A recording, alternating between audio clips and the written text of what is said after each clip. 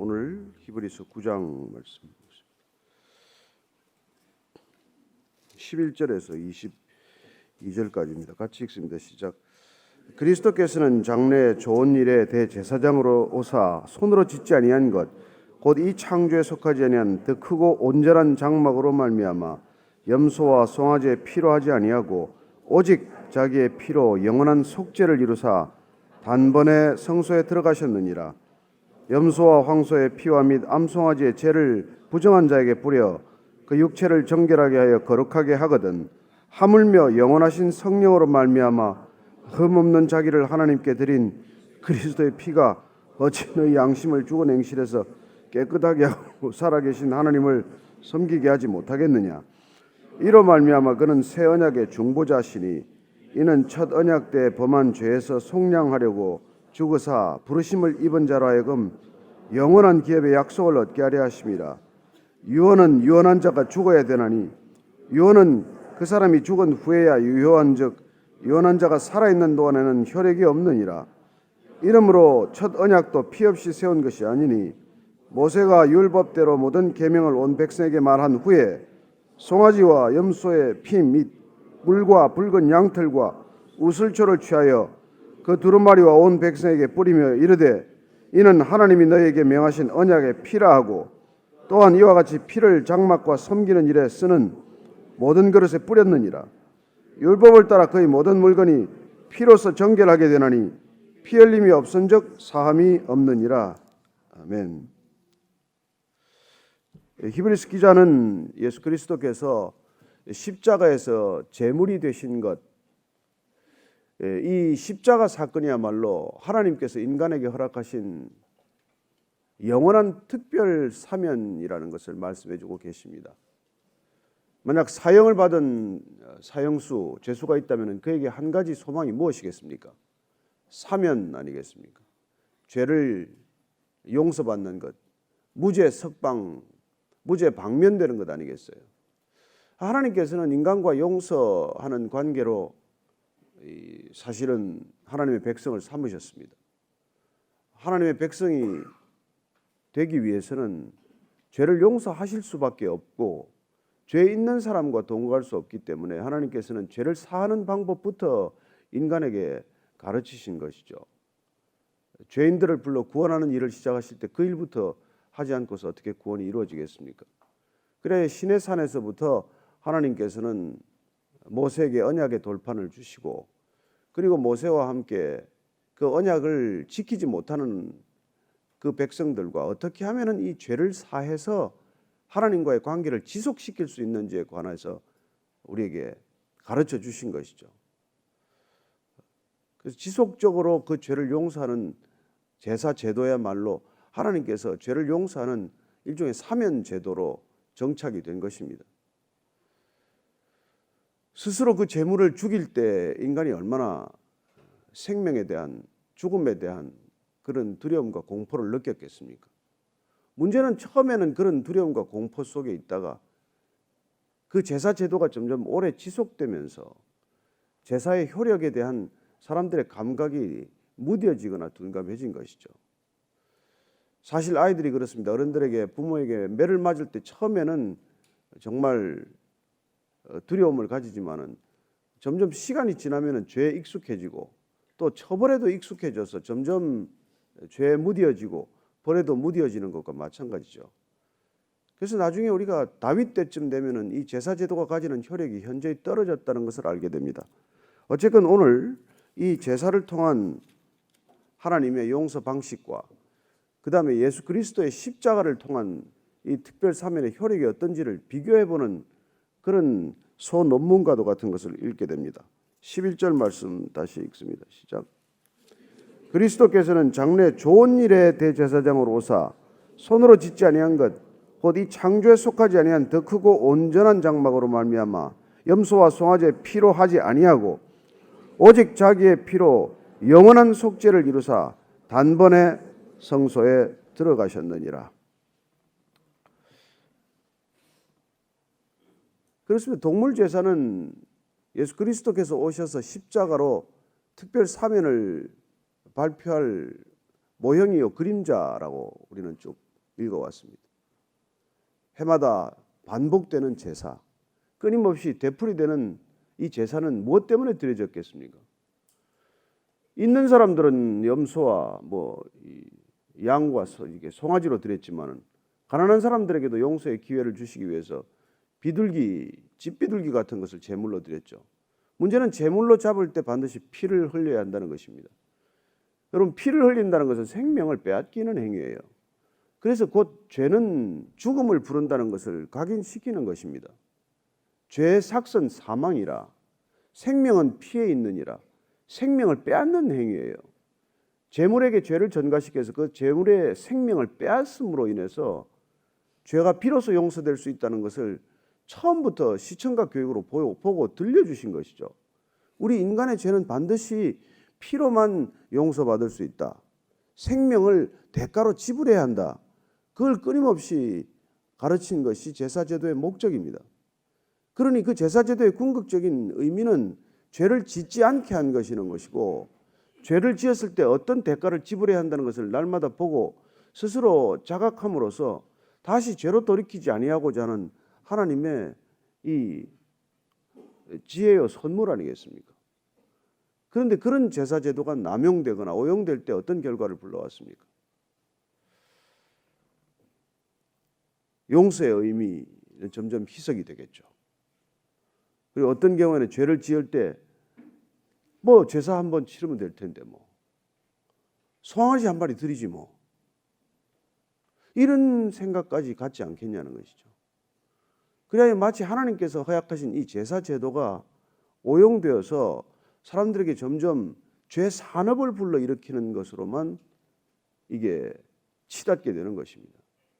그래야 예수님이 오실 때쯤이면은 아예 이 제사 제도를 통해서 배를 불리는 두 계층만 등장을 한 것이죠. 재물을 파는 재물 비즈니스 하는 사람과 그리고 재물 비즈니스 하는 사람들에게 성전에 특별한 구역들을 내어주는 대제사장이나 제사장들 클래스만 이 제사 제도를 가지고 치부를 하는 어처구니 없는 일이 발생을 한 것이죠.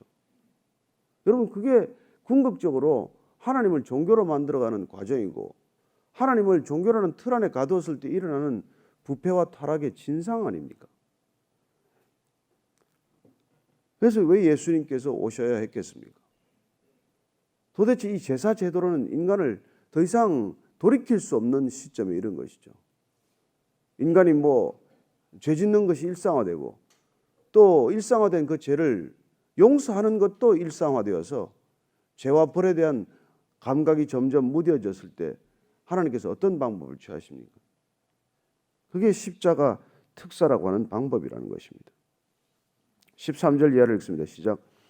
염소와 황소의 피와 및 암송아지의 죄를 부정한 자에게 뿌려 그 육체를 정결하게 하여 거룩하게 하거든 하물며 영원하신 성령으로 말미암아 흠없는 자기를 하나님께 드린 그리스도의 피가 어찌 너희 양심을 죽은 냉실에서 깨끗하게 하고 살아계신 하나님을 섬기게 하지 못하겠느냐. 그렇습니다. 이제는 하나님께서 그 약속을 친히 지키시기로 결정하셨습니다. 그래서 특사를 결정하시고 나서 인간의 특사는 여러분 대가를 아무도 치르지 않습니다. 우리가 무슨 광복절 특사니 3.1절 아니 할 때 정치적 행위에 불과한 거예요. 그냥 대통령이 특별 사면을 발표했을 뿐이지만은 누가 그 죄값을 치릅니까? 그리하여 우리는 특별 사면이 이루어졌다 하더라도 역사는 다시 재평가할 수 있는 것이죠. 그 정치적 행위에 대해서 정권이 바뀐다든지 하면 얼마든지 그 특사는 또 다른 정치적 행위로 비난받을 수밖에 없을 것이고, 그리고 그 누구도 그 특별 사면과 관련해서 죄를 치르지 않습니다. 죄값을 치르지 않습니다. 대통령이 특별 사면하면 대통령이 대신 죄를 치릅니까? 누가 그 죄값을 치러요? 그래서 일단 그 인간이 사면한 그 조치에 대해서는 승복하지 않는 사람도 있을 수 있고, 어쩌면 그 특사 행위를 놓고 반감을 가진 사람들이 테러를 할 수도 있는 일이고, 그건 그렇게 이루어지는 것이죠. 그러나 하나님의 사면은 효력이 있다는 것입니다. 그런 인간의 효력이 아니라 하나님이 반드시 값을 치르기 때문에 효력이 있다는 것입니다. 하나님의 정치적 행위가 아니란 말입니다. 그래서 인간이 죄를 지었을 때 반드시 피 흘림이 있어야 죄 사함이 있다. 이걸 끊임없이 인간의 머릿속에 각인한 것이 이 1000년 이상 지속된 제사 제도의 목적이란 말이에요. 그럼에도 불구하고 인간이 그것조차도 익숙해져서 죄를 짓고도 전혀 죄의식이 없을 뿐 아니라 죄를 짓고 나서 제사 한 번 드리면 모든 것이 끝난다고 생각하는 버릇이 되어버리면 기껏 그 제사의 효력은 다음 죄를 지을 때까지 지극히 짧은 시간 동안만 효력을 지니는 그런 값싼 용서가 되고 마는 것이죠. 그래서 하나님께서 특별히 이제 이런 제사 제도의 종지부를 찍기로 결정하신 것이죠. 그래서 이 동물의 대가가 아니라 하나님 당신 자신이 죄값을 치르기로 결정한 것입니다. 그래야 마치 재판장이 사랑하는 자기 아들에게 유죄를 선언하고 그 벌을 법복을 벗고 내려와서 대신 자기가 죄값을 치렀다는 얘기가 있듯 그렇게 하나님께서 인간에게 사형 선고를 내리고 하나님 당신 자신이 법복을 벗고 내려와서 사형을 대신 받은 것입니다. 그게 십자가 사건이에요. 그러니 우리가 죽어야 할 자리에 하나님이 대신 죽었다. 이 사건의 의미를 정확히 우리가 정말 안다면은 그 이후에 어떤 변화가 일어나겠냐는 것이죠. 여러분 도스토옙스키가 사형 선고받고 있다가 눈을 가리고 사형 집총해서 총알이 날아오기 직전에 특사를 받습니다. 그리고 도스토옙스키는 시베리아로 유형을 떠난 뒤에 그는 인생 전체가 그 순간 바뀌는 것을 경험합니다. 사형 직전에 특사를 받은 그 한 가지 사건으로 인해서 그는 러시아가 어느 누구도 범접할 수 없는 대문호의 길로 바뀌게 되는 것이죠. 가라마조프가의 형제들, 죄와 벌, 그가 써놓은 이 놀라운 작품들은 사실 일순간의 그런 변화에서부터 비롯된 역작들 아닙니까? 그렇다면 저와 여러분들이 하나님께서 우리가 사형 직전에 특사를 한 것이 십자가 사건의 의미라는 걸 우리가 정말 깨달았다면 우리 인생에 어떤 변화가 일어났습니까?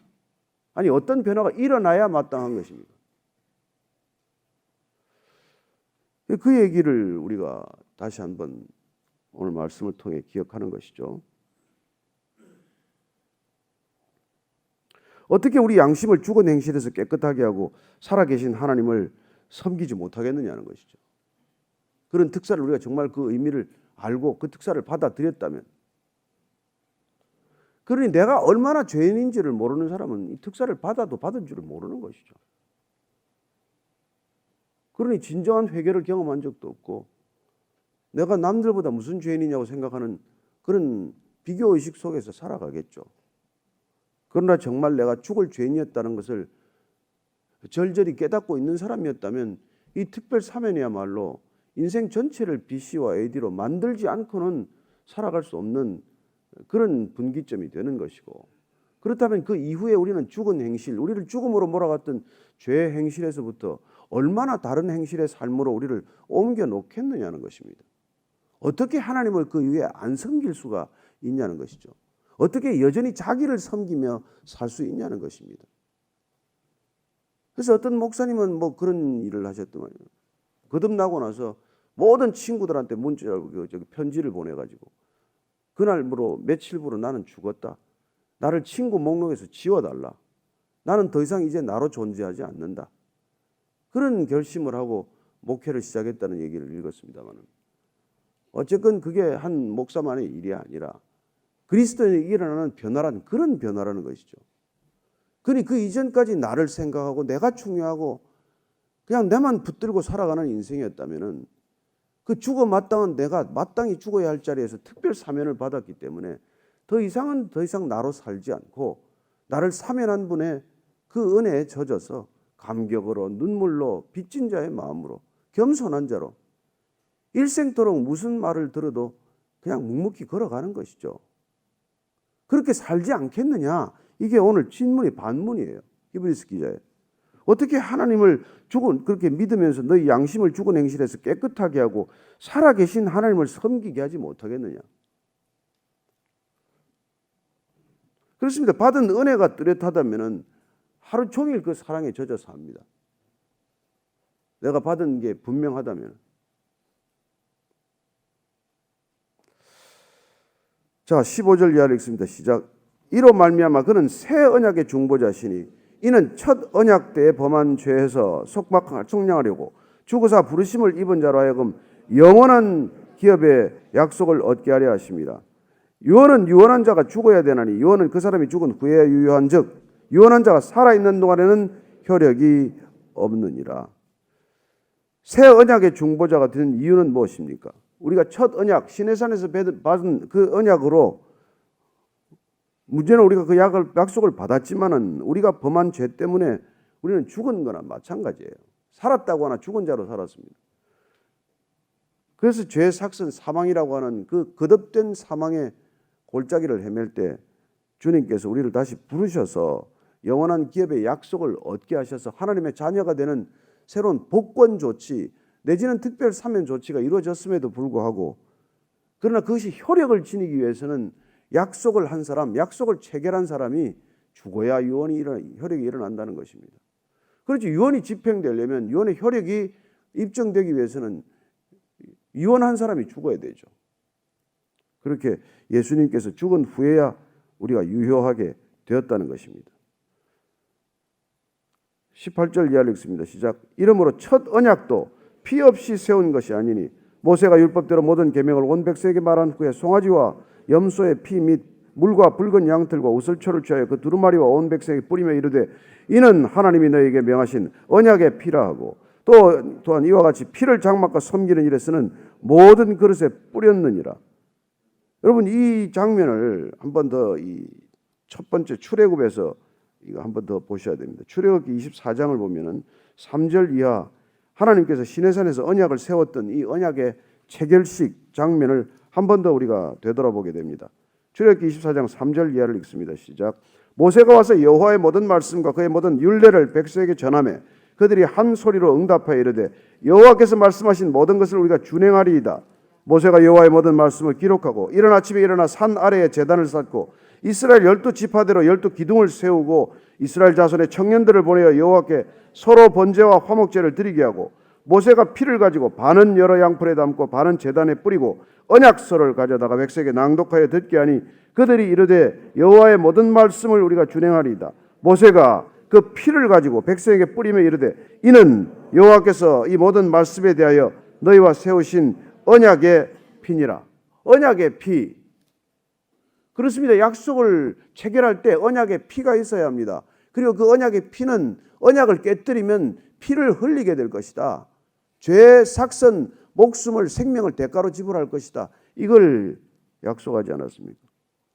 그래서 하나님께서 마지막 그 아들을 제물로 보내셔서 더 이상 동물 제사가 아니라 애꿎은 동물로만 수없는 제사를 드려서 온 예루살렘 시내 온 국토가 피비린내 나는 나라가 될 것이 아니라 한 번 영원한 효력을 지닌 아들 제사를 드리기로 결정하고 그 아들이 이 땅에 오셔서 뭐라고 말씀하십니까? 마가복음 14장 한번 보겠습니다. 우리가 잘 아는 성찬식의 의미를 설명해 주시고 십자가로 걸어가는 모습을 봅니다. 자, 마지막 만찬 모습입니다. 14장 22절에서 25절까지입니다. 시작. 그들이 먹을 때 예수께서 떡을 가지사 축복하시고 떼어 제자들에게 주시며 이르시되 받으라 이것은 내 몸이니라 하시고 또 잔을 가지사 감사기도 하시고 그들에게 주시니 다 이를 마시며 이르시되 이것은 많은 사람을 위하여 흘리는 나의 피 곧 언약의 피니라. 진실로 너에게 이르노니 내가 포도나무에서 난 것을 하나님 나라에서 새 것으로 마시는 날까지 다시 마시지 아니하리라 하시니라. 예수님께서 이 포도주를 성찬에서 이렇게 드리며 제자들에게 한 사람 한 사람 마시게 하고 이것이 언약의 피니라 말합니다. 언약의 피. 시내산에서 하나님께서 받은 언약을 지키기 위해서 동물의 피, 그 피를 모세가 뿌리면서 이게 언약의 피라고 말했던 그 약속의 피, 언약의 피를 예수님께서 내가 흘리겠다 이 뜻 아닙니까?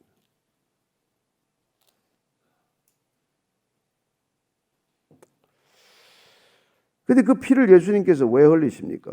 고린도후서 5장 21절 제가 읽어드리겠습니다. 하나님이 죄를 알지도 못하신 이를 우리를 대신하여 죄로 삼으신 것은 그리하여 그를 십자가를 지게 하시면 그리하여 그를 피를 흘리게 하시면 언약의 피를 흘리게 하신 까닭은 우리로 하여금 그 안에서 하나님의 의가 되게 하려 하심이라. 하나님의 의로움을 우리에게 전가하시기 위해서, 우리를 의롭다 하시기 위해서 그분이 죄 없는, 죄를 알지도 못하는 분에게 죄를 덧씌워서 피 흘리게 하셨다는 것입니다.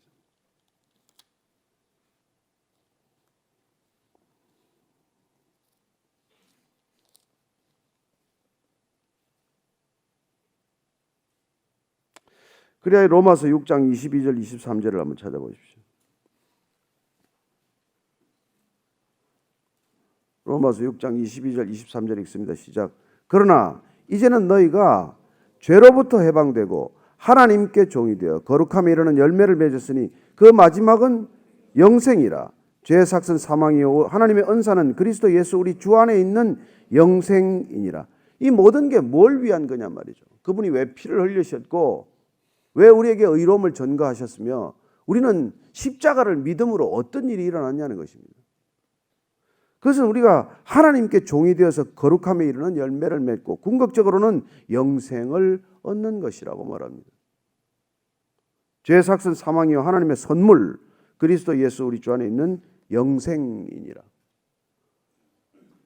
우리가 장례 예배에 가서 입관 예배를 치르건 천국 환송 예배를 드리건 영생을 소망으로 끝없이 우리가 말씀을 전하고 유족들에게 소망을 불러일으키는 까닭은 주님께서 우리에게 주신 이 영생을 선물로 받았음에 육신을 우리가 땅에 묻건 불에 태우건 영생의 소망을 안고 하나님 계신 보좌로 우리가 올라간다는 굳은 믿음 때문 아닙니까? 십자가의 은혜, 십자가의 공로, 그걸 우리가 입술의 공로로만 생각한다면 우리의 삶은 하나도 달라지지 않겠죠. 아니 어쩌면 달라진 채 하는 위선자에 불과하겠죠. 다윗이 그런 이 번제에 대해서 본인 자신도 혈육이 없구나 이걸 깨달았어요. 그래서 다윗은 밧세바와 동침하고 나서 그 아들을 잃고 나서 시편 51편을 쓰지 않습니까? 51편 16절 한번 보십시오. 51편 16절 17절입니다. 시작. 주께서는 제사를 기뻐하지 아니하시리니 그렇지 아니하면 내가 드렸을 것이라. 주는 번제를 기뻐하지 아니하시나이다. 하나님께서 구하시는 제사는 상한 심령이라. 하나님이여 상하고 통회하는 마음을 주께서 멸시하지 아니하시리이다.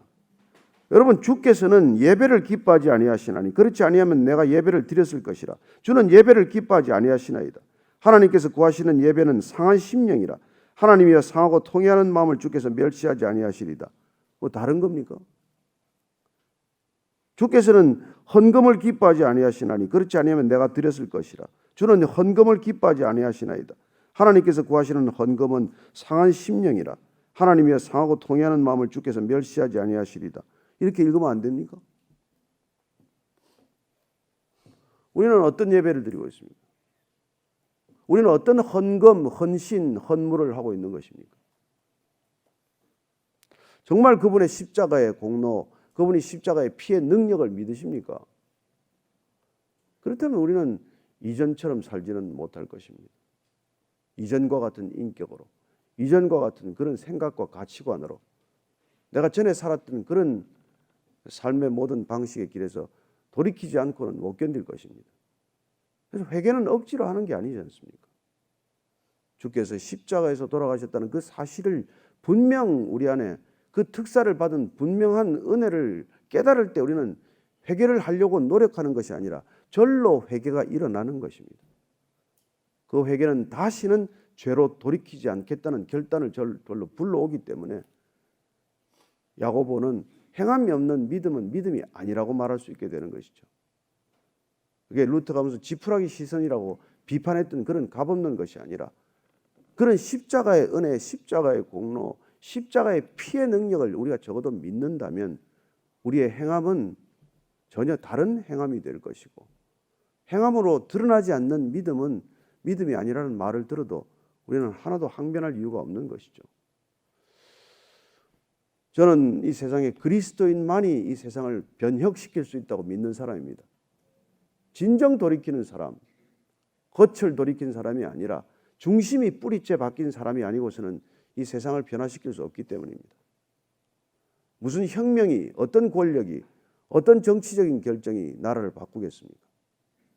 오직 그리스도를 만난 사람, 십자가를 경험한 사람, 십자가 앞에서 내가 죽고 내 안에 진정 그리스도가 산다고 고백한 사람만이 이 세상을 진정으로 변화시킬 수 있는 사람입니다. 저는 저와 여러분들이 이 시대의 소망이 되어야 할 줄로 믿습니다. 우리의 삶이 충격이 될 줄로 믿습니다. 어떻게 저렇게 살 수 있나? 저 사람은 어떻게 저렇게 사나? 저는 여러분들이 그런 충격이 전해져서 복음이 되기를 바라고, 그 복음이 전해져서 예수 안 믿던 사람이 예수 믿게 되기를 축복합니다. 오늘 기도할 때 하나님 아버지, 제 삶이 하나님의 기쁨이 될 뿐만 아니라 이 세상에 충격이 되게 하여 주옵소서. 한번 그렇게 기도하겠습니다. 하나님 아버지, 주께서 우리를 어떻게 대하셨는데 우리는 여전히 십자가와는 무관한 삶을 삽니다. 십자가 목걸이가 되고 말았고, 교회 첨탑이 되고 말았고, 십자가는 그냥 장식물이 되고 말았습니다. 하나님 아버지, 골고다 언덕에 세워진 흉물스러운 십자가가 내가 죽어야 할 자리라는 것을 또다시 깨닫게 하시고, 골고다 언덕에 걸려있는 시신이 주님과 두 강도가 아니라 나와 내 가족이어야 한다면 주님, 이 특사를 어떻게 받아들여야 할지 다시 한번 깊이 묵상케 하여 주옵소서. 하나님, 정말 나는 죽었습니까? 정말 나는 주님 앞에서 시체와도 같은 존재입니까? 날마다 죄로 돌아가고자 하는 유혹과 속성에서 여전히 벗어나지 못하고 있는 나 자신을 주님 잘 아십니다.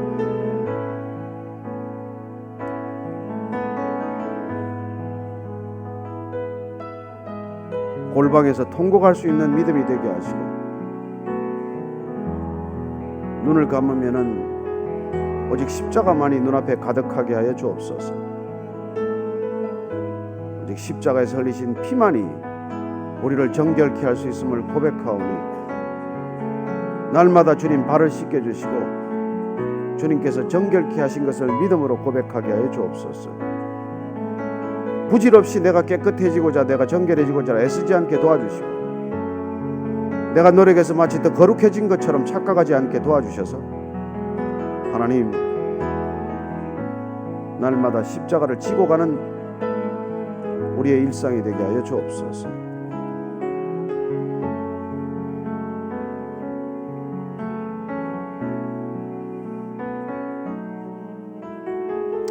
하나님 아버지,